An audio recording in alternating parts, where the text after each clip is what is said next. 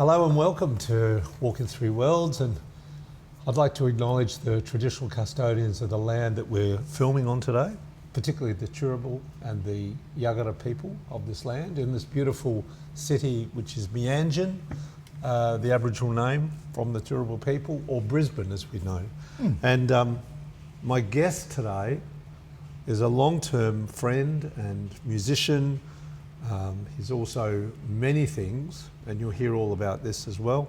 Mr. Getano Bann, Uncle Getano, and we're loving to have him on board and have a good yarn with him today. So I'll start by sort of asking Getano to tell our listeners who you are, where you've come from, who is your mob, you know, and as a Torres Strait Islander man, give us some deep insights to what that means too. Well, I guess it all began in a mythical place called Mackay, North Queensland. And I say mythical now because the Mackay of my childhood is no longer there. And I guess I left Mackay some, nearly 40 years ago. So you were born and raised in Mackay? Yep. Well, even my birth was I keep thinking of my life as a Keystone Cop event. You know, there's so because of my size, my mother was taken to Rockhampton, and so I was born in Rockhampton, and then a couple of days later put on a train and shipped back home to Mackay. So though Rockhampton's the entry point, I guess Mackay has always been considered my hometown. I grew up, I guess, in a extended Torres Strait Islander family. My family comes from the central regions of the Torres Straits, and we are descended from a cannibal warring chief by the name of KEBISU, who was, I guess, alive and active in the 1800s. William Bligh, when he was cast aside from the Bounty, actually sailed past our island stronghold, and which he called Warrior Reef.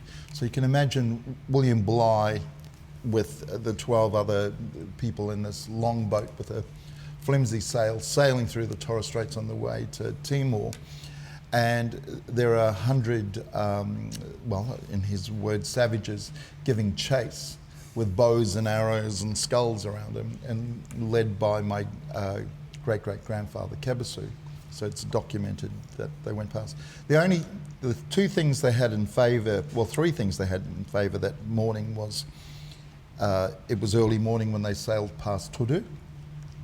The tide was with them, so the tide in that area flows very quickly. And our traditional warriors have been known, so in the central regions of the Torres Straits, our ancestors were nomadic, so they'd live on different islands depending on the seasons. And the women and children would be in the canoe, and the men would swim in the open sea, holding onto the canoe. So the tide would swim it was very strong. So wind, tide, early morning. If not, I'm sure I'd be sitting here, Fletcher Christian or William Bligh or something, because how our people inherited names was we would take them. And so I'm assuming the name Getano would come from some poor forsaken sailor over the years who was probably nice eating, so they named it. The Torres Strait had a really good myth. I'd heard, I'm not sure if it was you that told me or your nephew, about when the first missionaries arrived in Torres Strait. Correct me if I'm wrong, and maybe this is just a myth. Yes. They got eaten, and you mentioned there the cannibal thing. Yes. But also the story they were talking about somehow aligned with the stories that were captured by the Torres Strait. Well, I guess after several attempts from the London Missionary Society, and the Torres Straits received its name from a Spanish explorer named Luis Vaz de Torres, who was in that region 30 odd years before Cook sailed in there. Yes. And the Spanish found it such a significant find, because when Torres sailed in from the Cape York Peninsula sailing west, they thought they were sailing into a big gulf or a bay or something. When they found themselves back in the open sea, they realised that Australia and New Guinea weren't connected. So they documented that. Spanish and French kept that a secret for 130 odd years until Cook sailed through there. So when the missionaries decided to come back again, they brought missionaries from the Solomon Islands, Leifu, and so they came with black missionaries. And my name, Getano, actually is origin from Leifu Island. And so when they came, they brought the teachings of Christianity. But before that, there is a legend that was told to me by my uncle Jack Cannell, who spoke of this sugu or squid, and whose name was Malo. And Malo was captured by a woman in a weres, which is like a bamboo sardine catcher. And she caught the squid. She went to kill it. The squid said, "If you don't kill me," he said, "I will bring you great knowledge and I will make you younger." So as the days progressed, she became younger. Her husband got suspicious. She showed him the squid. They both became younger and people got suspicious, and they approached the couple and said, "What's happening here? Is there puri puri happening?" which is black magic. And then she brought out the squid, and the squid said, "If you let me go, I will come back in the form of, if you let me go, I will bring great knowledge and prosperity to this village." And the people said, "If we let you go, how will we know you?" And Malo said, "I will come back in the form of light." And he left a set of teachings for them. And now on Murray Island, there are 8 clans. And my understanding is that 8 clans are representative of that sugu, of the squid. So when they let the squid go, when the London Missionary Society came through the Torres Straits, firstly landing on Darnley Island on the 1st of July, 1871, I believe, they then sailed to Murray, and they said, "We bring you the light of the world." So when they looked at Christianity's teachings and Malo's teachings, it was one and the same.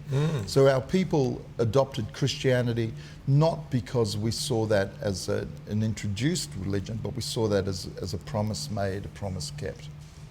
Isn't that interesting? And that's how and why a lot of tradition today in Torres Strait are very connected to Christianity. Christianity, yes. Yeah. Fascinating. Fascinating. So, I guess, people ask me, "Why are you a Christian?" I said, "Well, I'm a Christian because of, that connection with your own culture." Yeah, so... That's fascinating. And how many Torres Strait Islanders, do you know, what's the population of... what are we now, 25 or 26,000, I think, in the census? Check your census, people. But not just living there, but I'm talking about even spread across the world now. Yeah. Well, that's what I'm talking about in general. And I think that, the last census, if Aboriginal people are 3% of the population, we're probably 3% of the Aboriginal population. Yes. So we're a small group. Because people say, "How do islanders know each other?" Because there's not a lot of you. No, there's not a lot of us. And intermarriages, and it doesn't take us long before we go, "Hey, Greg, who's your auntie and uncle?" "Oh, yeah, they're my auntie and uncles," and blah, blah, blah. Which the surnames are a really good sort of director for a lot of you, isn't it? Is that right?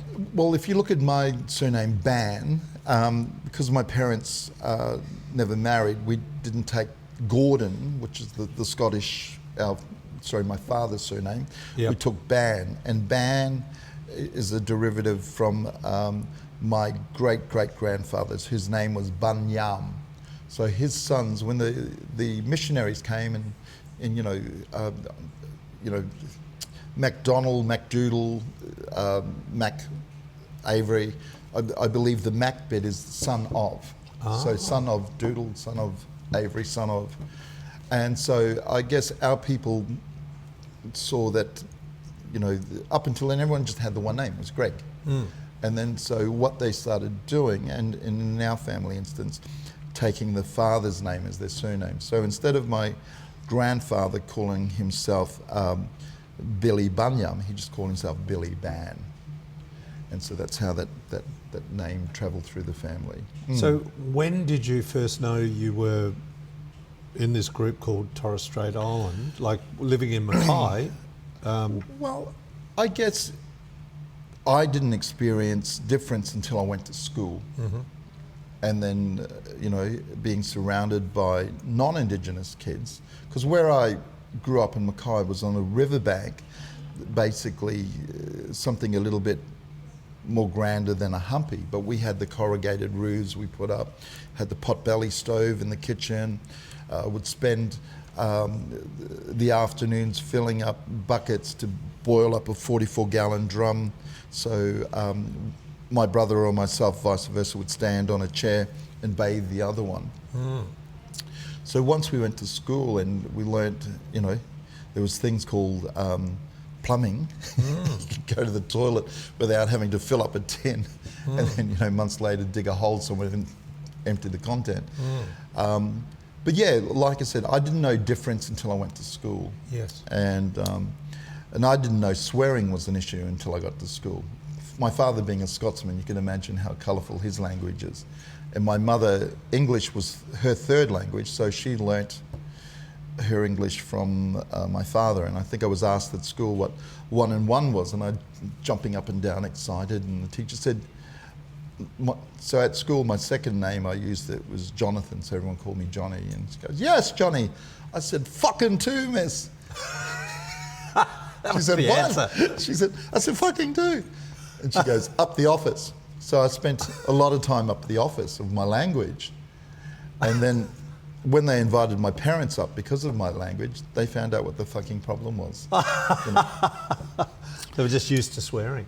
Well, yeah, that was my dad's, every second word was an F, a B or a C. And my mum having learnt her English from him, and we as children, we learned our English from them. So. Is that amazing? And so you're Torres Strait, Scottish heritage, and Australian. Yes. With these 3 worlds that you sort of had to navigate, now, in reflection, how do you, like when someone says, how do you reconcile being an Australian? If you're overseas and someone says, where are you from? Yes. I mean, you're not going to necessarily say, I'm from Torres Strait Islands, because they would probably, I'm assuming, yes, because they'd probably be a bit confused. Well, where is Torres Strait? Because you don't hear about it until you get to Australia. And you said Mackay, and they'd probably go, oh, okay, I don't know where that is. Yes. But I'm an Australian. They go, oh, yeah, we know what that is. Yes. But how did you find that when you travelled? Did you travel to Scotland? Yeah, look, I've been overseas, and I've said I'm Australian. People look at me and go, there are no black people in Australia. And when I was in Tahiti, that was sort of the reaction. And I remember I was over there for the 4th Pacific Arts Festival. I think it was 1979, something like that. And this is with dance. We'll come back to that. I went with CASM, the Centre for Aboriginal Studies and Music, and we played a musical suite talking about the history of Australia. And there was a dance troupe there from the Torres Straits, and people thought they were Canadian Indians because of the Dari. And they had to explain to them that there are 2 cultures. Well, there's 3 cultures here in Australia. We've got the South Sea Islanders, the Aboriginal people who are diverse within their own nations, clans and family groups, and then we have the Torres Straits, who are a diverse group again. Yes. Because different parts of the Torres Strait align themselves with New Guinea, with the north, the Cape York Peninsula. So there are Torres Strait Islanders who see themselves as Aborigines, especially around the Horn Island region and that. So I guess overseas, there's a shifting perception, and I was always led to believe that people get confused with tradition and culture. So when I sit here with my green shirt and my hat, this is my contemporary culture. but when I sing songs or talk about significant moments in history, that is my tradition. And Torres Strait people have this saying of before time, now time. And time is on a linear, you know, it's not decompartmentalized to say this is a specific thing, because I love how Mary Graham talks about Indigenous culture. She said, non-Indigenous culture, you've got work, you've got church, you've got leisure time, and you try and keep your life structured like that. But she said with Indigenous people, it's a web. It's all one and the same. And I would see my mother sing a traditional hymn looking at the race form Saturday morning to go and figure out what horse she was going to put a few dollars on. And then during that week, I might see her singing that song at the start or the end of a family gathering. And then the next week, that same song might be sung again at a funeral service or a wedding service. So this whole idea of we only do this at specific times is not part of our cultural or makeup, you know. And this whole sense of time, you know, people used to refer to Torres Strait people as yes people, you know, because you might say, this table's purple, and I'll look at and I'll go, okay, if that's your belief, then that's okay. You know, as long as it's not interfering in my life, it's fine. And you know, the whole notion of anyway. I guess there were philosophies that clashed about how things were interpreted or seen, or you know, the only white person I saw for the first 5-6 years of my life before I went to school was my father. You know, because everyone around me was black. So all of a sudden, I entered into this other world. You know, I think I've gone on my own tangent there. No. But did you do?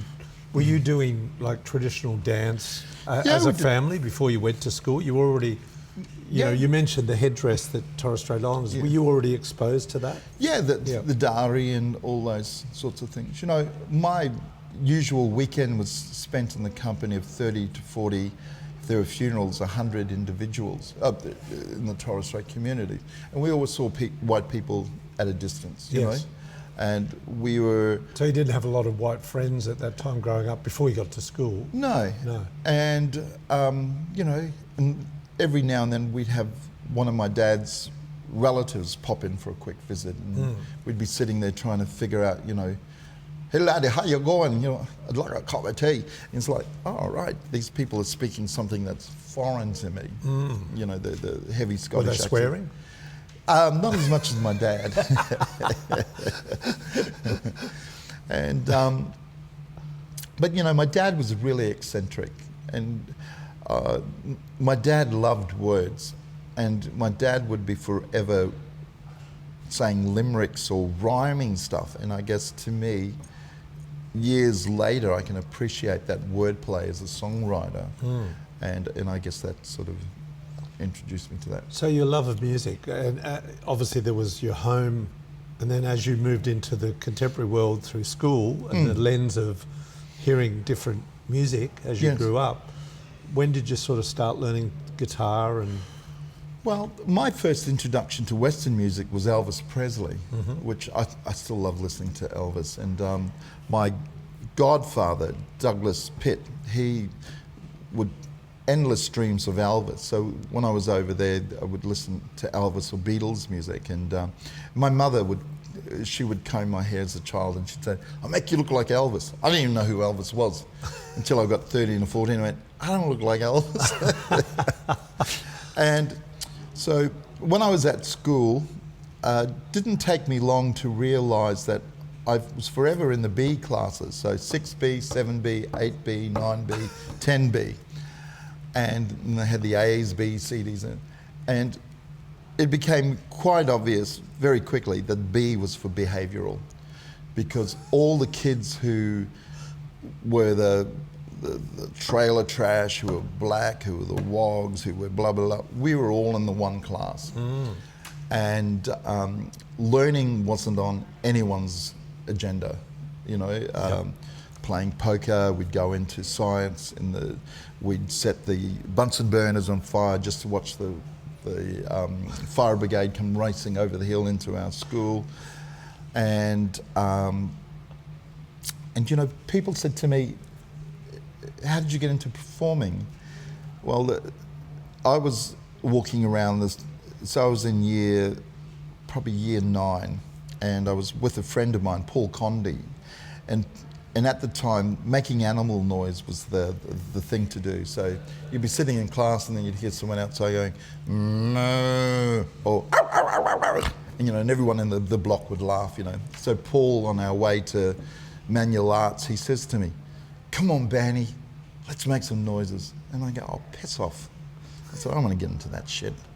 He's going, no, come on. And he started making a cow, and then I could hear everyone laugh, so I started making a crow.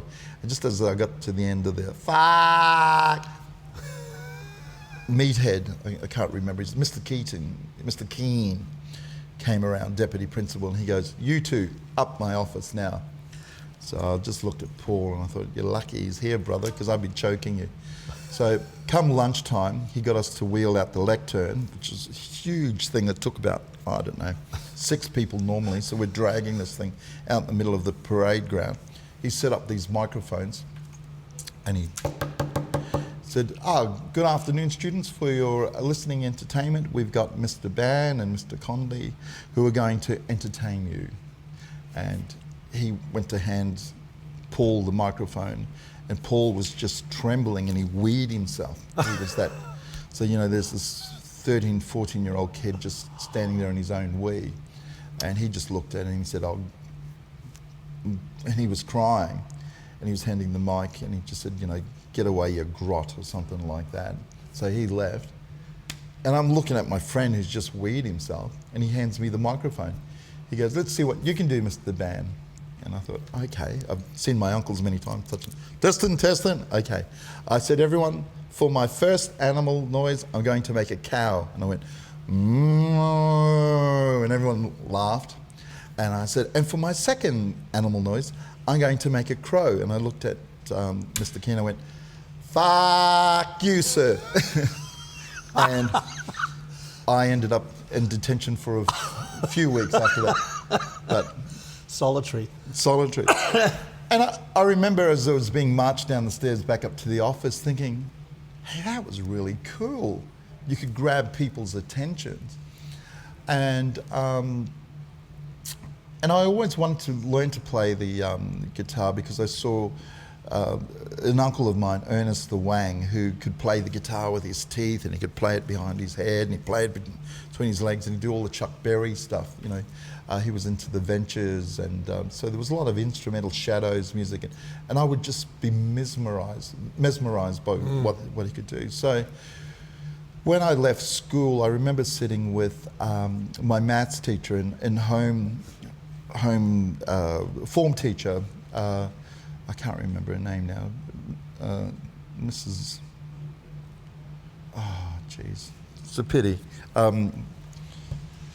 Mrs. Mills, I think her name was, crying, and because I failed, everything I failed, because of the group. And she took a shine to me, and there were certain teachers in our lives who, and she said, come back to school. And I said, for what? I said, I can't read, I can't write, So there was a teacher by the name of Flip Simons. When there was a shortage of Australian teachers, we ended up with these American teachers. And just to digress, I remember in year 5, we had a beautiful teacher by the name of Evelyn Carter, when I was in 5B, who brought in all these artifacts, and she set them up on a table, and she said, my grandfather, Howard Carter, discovered these in a tomb. And we go, oh, what's the tomb, miss? And said, oh, Tutankhamun. So she had scarabs, she had papaya paper, she had these monthly candles, all from his tomb. And she said, now I must warn you children that whoever touches them, they're cursed, and they can, you could die. I was thinking, I'll stuff this, I'll go up, my life is cursed already. And so I'm holding all these scarab bands and looking at this papaya paper, holding it up. And And then years later discovering that who Tutankhamun was. And I thought, oh yeah, that's the guy we tinkered with his stuff. Anyway, Flip Simons, coming back to grade 10, and he'd set me up to come down to Brisbane to train for the Commonwealth Games. And because if you're black, you're a good runner. And were you a good runner? You were a good runner? Yeah, I was. Yeah, I was pretty good. And so the whole idea was he got the scholarship. I was going to become a carpenter. He had my whole life planned for me. And I remember just sitting thinking, do I really want to do this? Like, I enjoy running, but it seemed more his dream than my dream, you know. And the guidance officer, Indigenous guidance officer, was Val Wright, and she said to me, "What do you want to do?" And I said, "I want to learn to play guitar." And she said, "Look, there's this place called the Aboriginal Islander Dance Theatre, and if you go there, I'm sure you'll be able to learn to play guitar." She lied. I became a dancer instead. But while I was there, look, I had this guy, all I can remember his name was Gary, and he worked in a music shop, and he said, "What do you want to do, kid?" I said, "I want to play songs." And he said, "Well, who do you like?" And I said, "The Beatles."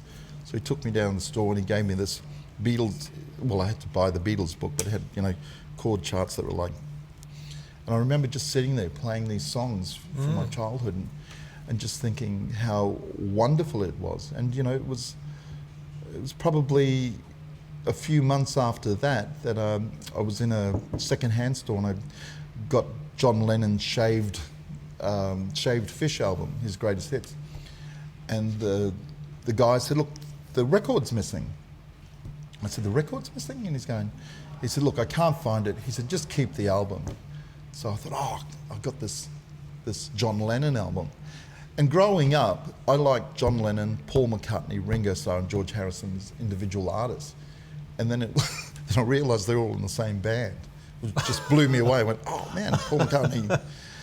And I remember sitting at home, and I was so happy, and I was reading the different songs on the Shaved Fish album. I was listening to the news, and then it said John Lennon was murdered that same day. And so I just thought it was ironic that he couldn't find the record, and he gave me the album and just said, "Just have it, kid." And the guy that I idolised, I guess, had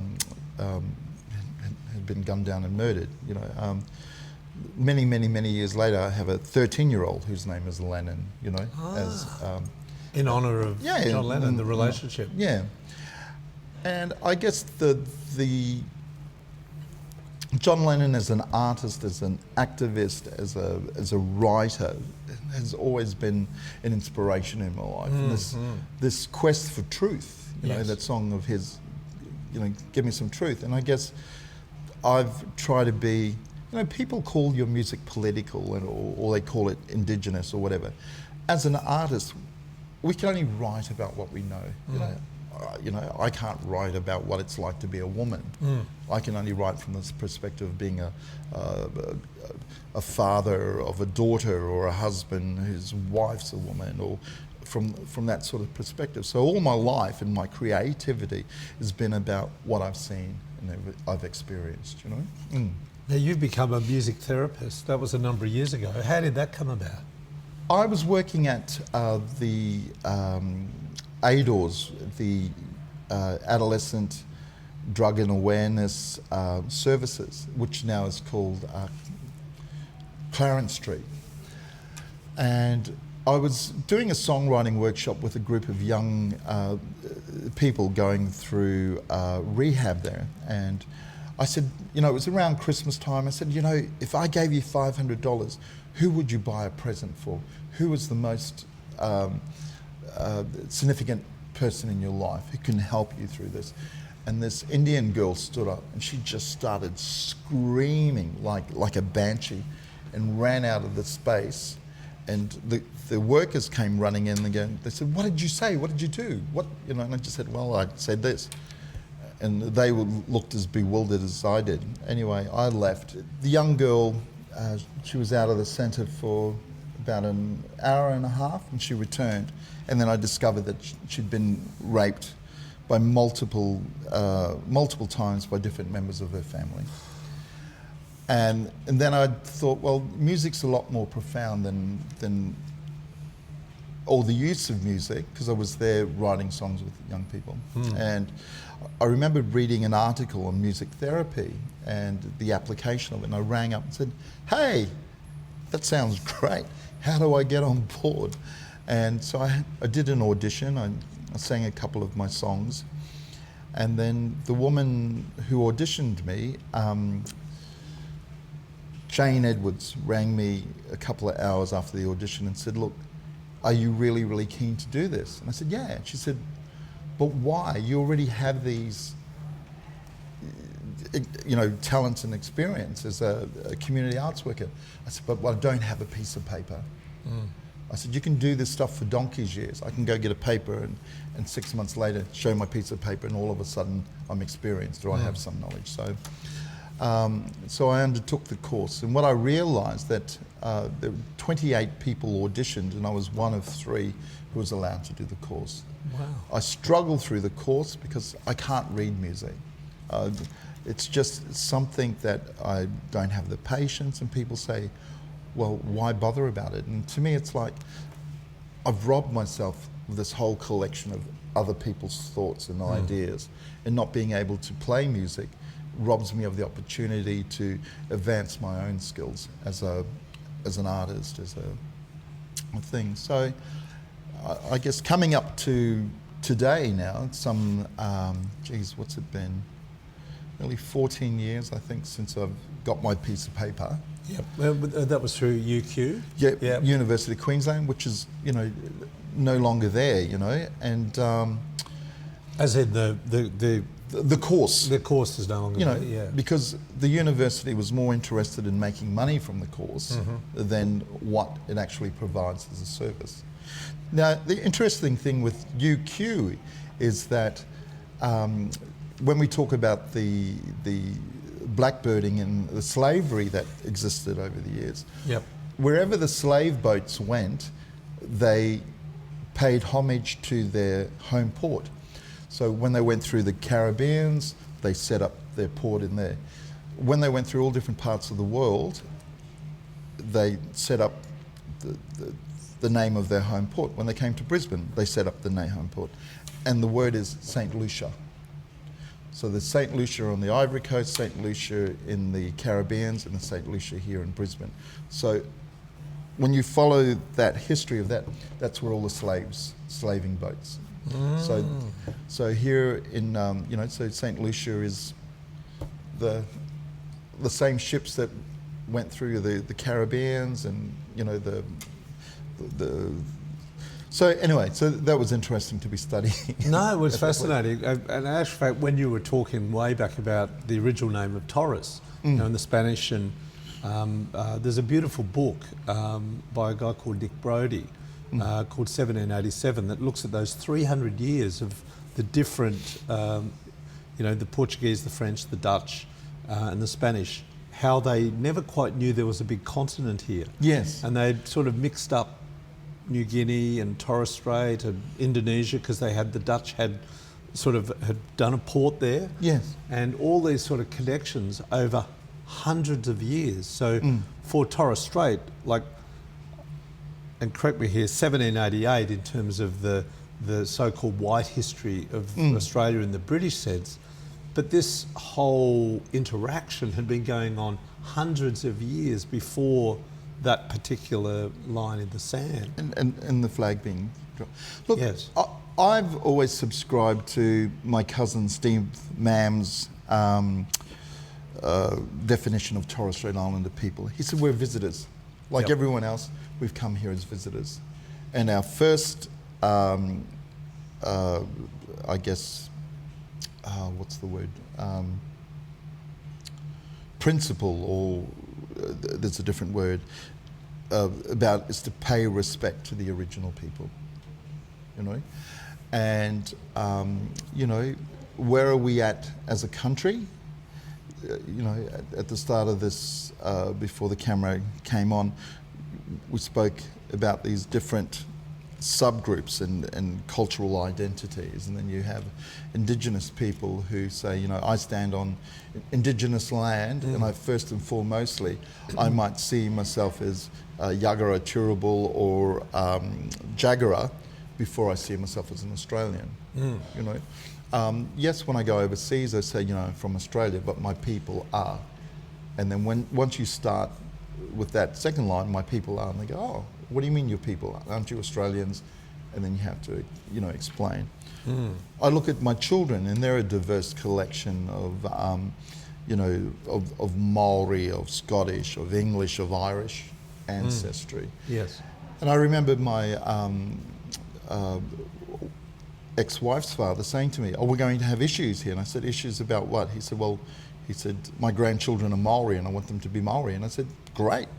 I said, they're Torres Strait and I want them to be Torres Strait too. And he's going, well, there's the issue. I said, there's no issue. I said, it only becomes an issue when we make it an issue. Exactly. Yes. So you're proud to be as Scottish as you are Torres Strait. Yeah. And you're as proud to be Australian as an Australian. yes, and because to me, you know, look, at the end of the day, I see myself as part of this collective of this world. When I've got politicians talking about global warming, it don't matter. You know, there's a Wi3W song, it's all the same when the ship is sinking. We're on a sinking ship. Yep, all in this together. We're all in this together. Yeah. So yes, let's look at traditional land management, all these things on offer, which we've never explored. Yes. You know, my children can learn to speak Mandarin, they can learn to speak French. They got all these, but there's no opportunity for them to learn an Indigenous language, and there are Indigenous speakers around here. Why don't we have one brave school that says we're going to teach people how to speak Yagara or Jagera? You know, and well, people are going to say, well, what's the importance of that? We'll say, well, what's the importance? Is we're paying homage to the people here, and we're reviving language. How come nobody's learned bush skills? How come bush skills aren't taught at school? You know, how many times do we see young ones lost in the bush? There was a young autistic kid, you know, thank heavens he was found alive. So our responsibility is to share our knowledge. You know, I once, you know, I stood in front of my family group and I brought out a $20 note and I held it up, and they were looking at me at a family gathering. What's the symbolism in this? I said, well, in non-Indigenous culture, this is what we value. I said, you could be a liar, a cheat, a rapist, but if you have this, then there is some respectability. I said, our whole culture has been built on relationships. I have a 13-year-old, a 10-year-old who are grandparents. And people go, oh, that's really novel. I said, no, it's not novel. It just shows what their position in the family is. It doesn't give them any more sense of eldership or you got to respect these people, but it lets the family know where their position is in our family. And I think in some ways that's what we need to figure out as a country. Where is our position in this place that we call Australia? You know, I think the days of hitting each other over the head to get us to agree or for you to come on my side to understand my argument are long gone. Because while we're fighting, this world is quickly disappearing. Yes. You know, and unfortunately in the Torres Straits, some of our islands are disappearing into the ocean. You know, king tides come and they just run rampant through the village. You know, so you know, as a society in general, I think we still have long ways to go. I think the truth-telling and storytelling is all part. When I first came to Brisbane, there used to be a huge fig tree about 200 metres from where we were. I remember standing there and I just felt all this sorrow around this tree. And I spoke to some local people and said, what's the story with this tree? There's lots of sadness. And they said, that's where Indigenous people were hung when they were found within the boundary. So when we get out of our Refidex, we have Boundary Street that goes through Coorparoo, South Brisbane, Spring Hill, and that was the boundary of which Indigenous people could come in, you know. And, you know, how come there's not an Indigenous tour in the city? I can walk through South Bank, I can go and visit a Thai temple, I can have Greek food, I can experience all these things, but I don't experience Indigenous culture. Except Black Card Cultural Tours. Black Card Cultural, let's get plugged in. Yeah. You're going there. Oh, yes. You know, how would you and I feel if we went to the Great Wall of China? How much would it cost us to get there? You know, $5 or $6 grand. Yes. We get there and we hop off and we're walking along the Great Wall of China, and there's a guy there with a Cooper and corkscrews going, "G'day, mate. Welcome to China. I'm your," you know, there's something that's going to go, "Hey, mate, this is not right." You know, I remember catching a plane to Napa Nim, and Napa Nim is the community just outside of Weipa. Yep. And as the plane was descending, was on a Qantas link, the pilot came on and he said, "I just want to inform everyone that you're coming into the lands of the," and he spoke of the 7 different clans, he spoke of their language groups, and he said, "And we ask that while you're here in this country to respect the laws." And I was sitting there crying, and the person beside me said, "Are you okay?" I said, "Did you hear that?" And he went, yeah, they do that all the time." I said, "Just imagine every plane landing in Australia on the tarmac before they land. You're now arriving in Brisbane. This is the country of the Turrbal, Yagara peoples, and how quickly things will change just from a simple acknowledgement." Do you think I think we're getting closer to that. I think I can see it unfolding over the last 10, 15 years, and I think this will expedite, let's hope, over the next 5, 10 years, After visiting New Zealand, I can see, obviously there's a whole different experience there in terms of the 350 plus nations here, and the endless amount of languages. It's not as easy just to, simplify it. Whereas but Greg, I think the issue is that why do we have to put a conscious vote out into the ethos about including Indigenous people into the Constitution? Should be the flip side. It should be the other way. There's 500,000 Indigenous people all up, let's say. There are 24 million non-Indigenous people making a decision for that 500,000. Yes. It'd be the same as saying, well, all men are going to vote on the rights of women. The women would kick up a stink, saying, well, what's it got to do with men? They don't know anything. And that's how it's constantly been. We have this paternalistic view of what Indigenous people need. Ask the 500,000 what they want. And then, out of good conscience, out of the fairness, let the 24 million go, we're glad you fellas decided that, we're going to support you. But we can't, because we, the non-Indigenous people, have to somehow look out for the interest of that 3%.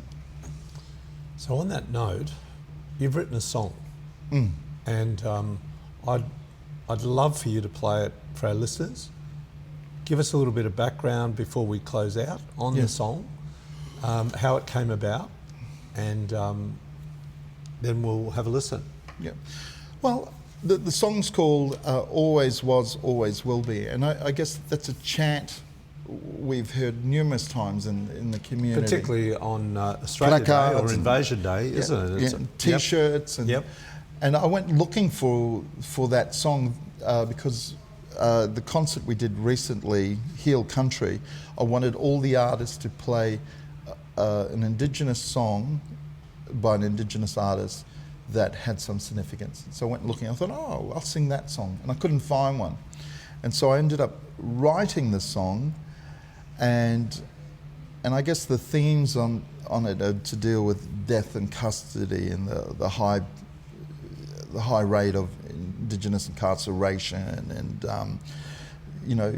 it seems that suicide now is the antidote for life in Indigenous communities, especially with a young. When you hear a 10-year-old girl takes her life, 10 years old, what does she know of life to want to not be in life anymore. That doesn't make any sense. No. So I guess the whole song explores a lot of those,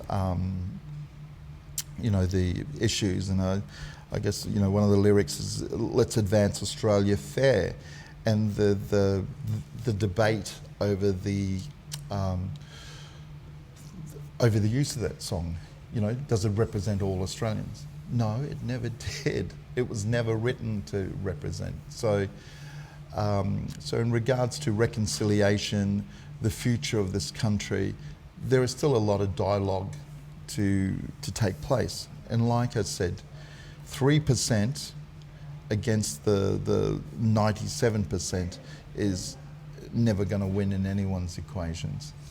Well, let's hope that that song resonates with some people, and that our conversation is all part of the healing and unification and sharing stories and sharing our lives' experiences. So we'll wrap up and then we're going to listen to your song.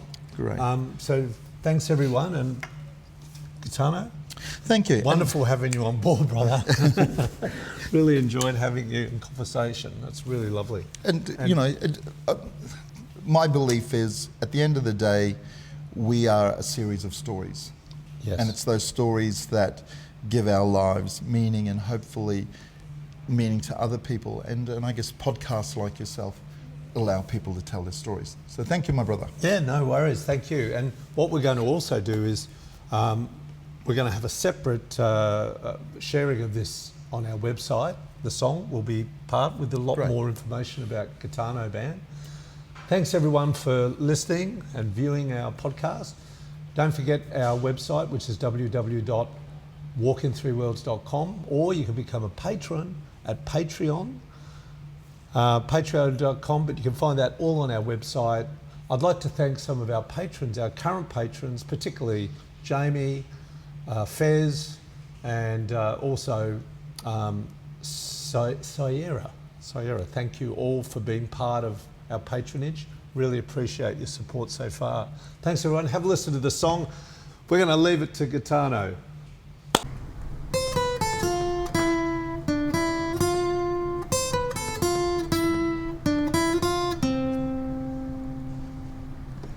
Calling as flags fly on stolen land, with broken promises, blood on your hands. And all the while you can't understand our soul connection to this ancient land. Always was, always will be Aboriginal land. Always was, always will be Aboriginal land.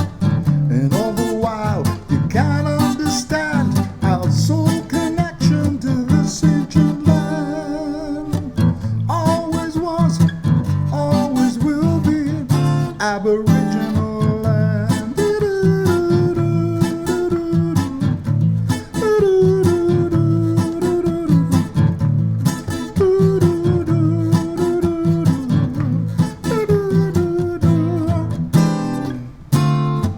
200 years, we've never ceded land rights, sea rights are dreaming you're stealing. Measure your wealth in silver and gold. These hollow trinkets will not cleanse your greatest soul. Always was, always will be Aboriginal land. Always was, always will be Aboriginal land. Measure your wealth in silver and gold. These hollow trinkets will not cleanse your greedy soul.